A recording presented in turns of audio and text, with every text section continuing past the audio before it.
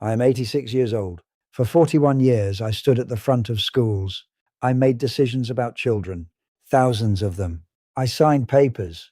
I directed futures. I told parents what their sons and daughters should become. And now, at the end of my life, I sit in a chair by a window and I think about what I actually did, not what I thought I was doing. What I actually did, because there is a difference, a painful, irreversible difference. I thought I was shaping futures. I believed I was the one who could see potential that parents couldn't, that children couldn't. I had degrees, I had experience, I had authority. I was wrong. I had power, and I confused power with wisdom. There are men and women in their 50s and 60s right now, people with grey in their hair and weight behind their eyes, who are living lives I helped design, not lives they chose, lives I pushed them into, because I believed I knew better. Some of them became what I told them they should become, and they are not happy. I thought I had time to understand what happiness even meant. I thought somewhere between the meetings and the report cards and the school bells, I would figure it out. Later never came, and now I am 86 years old. And the children I shaped are old themselves, and I have to live with what I did with my certainty. This is not a proud story. This is a confession. I remember a boy named Daniel. He was 12 years old when I first noticed him. Quiet, always drawing in the margins of his notebooks. Little figures, little worlds, little stories that existed only on the edges of his schoolwork. His teachers called it distraction. I called it a problem to fix. His father was an engineer, respected man. Came to every parent meeting with a briefcase and a firm handshake. He wanted Daniel to follow him into that world. Structure, stability, a measurable life. And I agreed with him. I sat across from that boy and I told him with complete confidence that art was not a direction. That dreaming was not a plan. I used words like focus and discipline and realistic expectations. I said them gently, professionally. The way you say things when you believe you are helping. Daniel listened. He was a good boy, obedient, the kind of child who trusted adults completely because no one had yet given him a reason not to. That trust was the most dangerous thing in that room. He stopped drawing after that year. I didn't notice. I had hundreds of other children, hundreds of other files, hundreds of other futures to redirect towards something practical. I thought I had time to follow up, to check in, to see how they all turned out.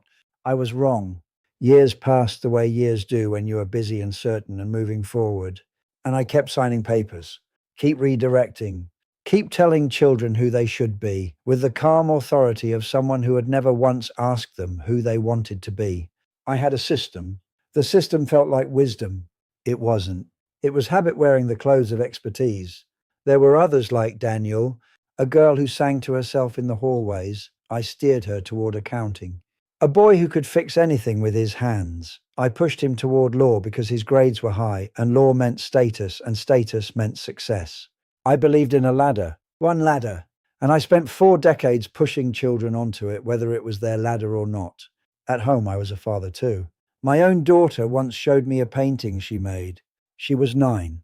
She held it up with both hands and looked at me with those wide, waiting eyes that children have before the world teaches them to stop waiting.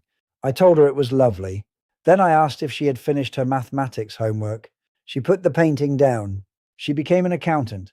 She is good at it. She has never once told me she loves it.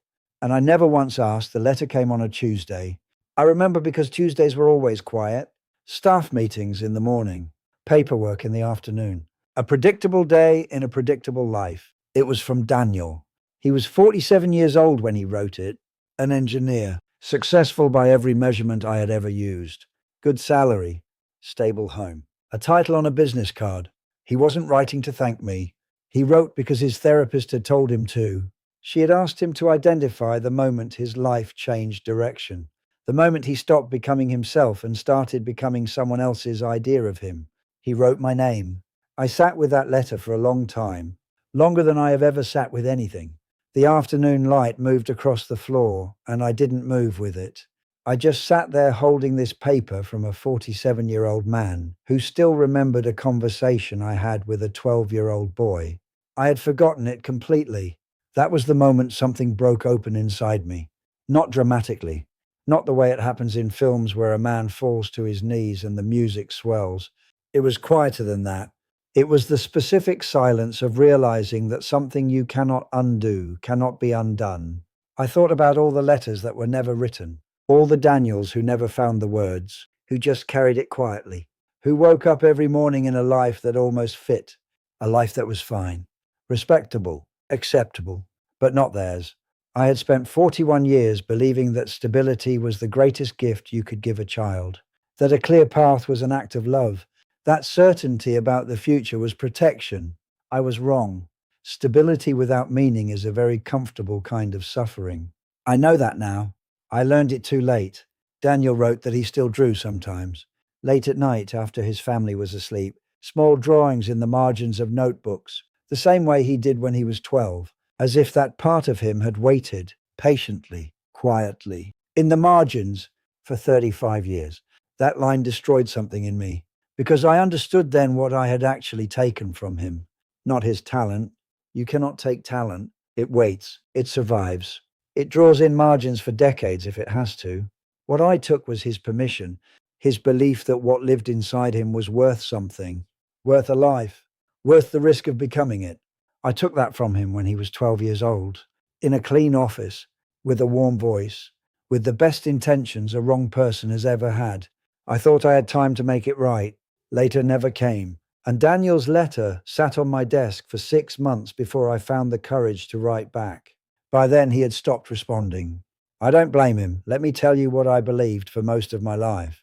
I believed that a good life looked a certain way, that it followed a certain order, school, discipline, a respectable profession, financial security, contribution to society. I believed that feelings were temporary, that passion was a young person's luxury, that practicality was maturity. I believed that I could look at a child and see their future more clearly than they could. Every single one of those beliefs was wrong, not partially wrong, not wrong in small ways that could be adjusted and corrected, fundamentally, completely, irreversibly wrong. And I built a career on them. Here is what is actually true. A child who is forced onto the wrong path does not disappear. They comply, they adapt, they become very good at living a life that does not belong to them, and the world rewards them for it. It gives them salaries and titles and LinkedIn profiles and retirement parties. And somewhere inside them, in the quiet hours, in the margins of their real life, something waits. Something that was always them. I thought passion was a phase. I was wrong. Passion is not a phase.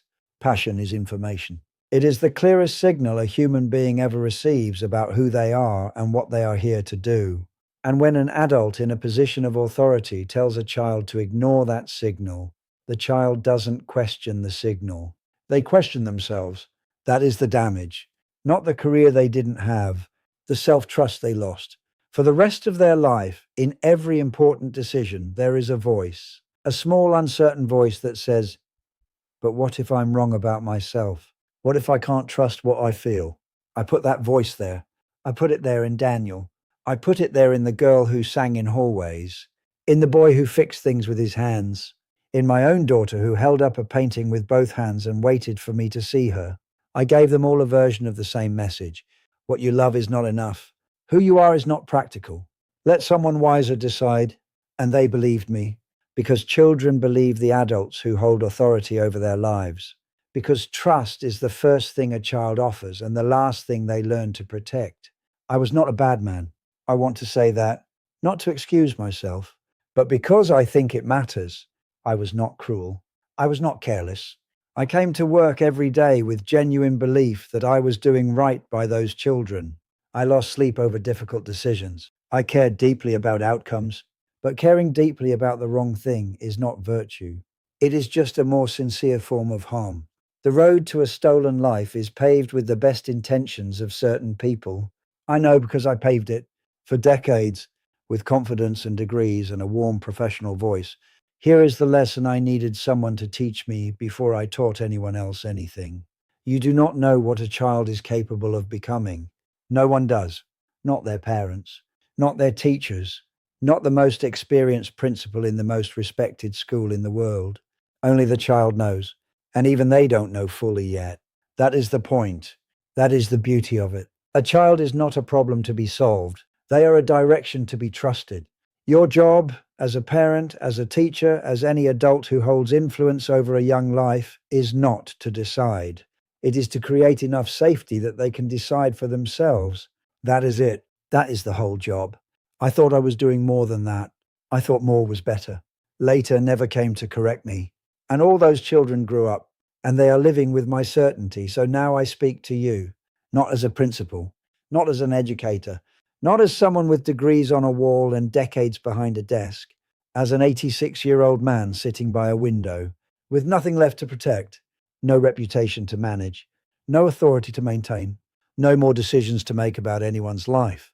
Just the truth, finally, completely. Too late for me to do anything with it, but give it to you. If you are a parent right now, listen to me. That child in your house, the one who draws in margins, the one who sings to themselves in hallways, the one who takes apart broken things just to understand how they worked, the one who seems distracted, impractical, lost in a world you cannot see. They are not lost. You are looking at them through the wrong lens. What you call distraction is direction. What you call impractical is identity. What you call a phase is a person.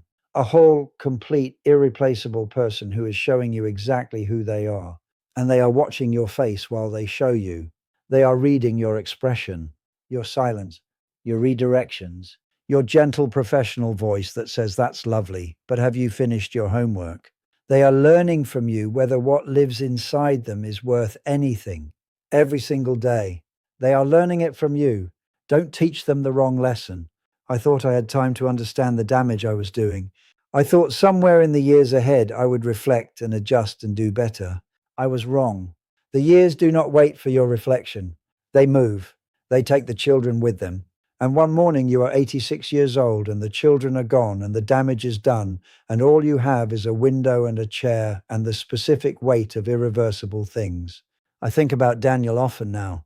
I think about his margins, about 35 years of quiet waiting, about a man who became what I told him to become and never fully forgave himself for it. I think about my daughter, about a painting held up with both hands, about the moment I chose mathematics over her. I think about all of them. And I want to tell you something that took me 86 years to understand. A successful life is not a safe life. It is not a practical life. It is not a life that looks correct from the outside. A successful life is a life that belongs to the person living it.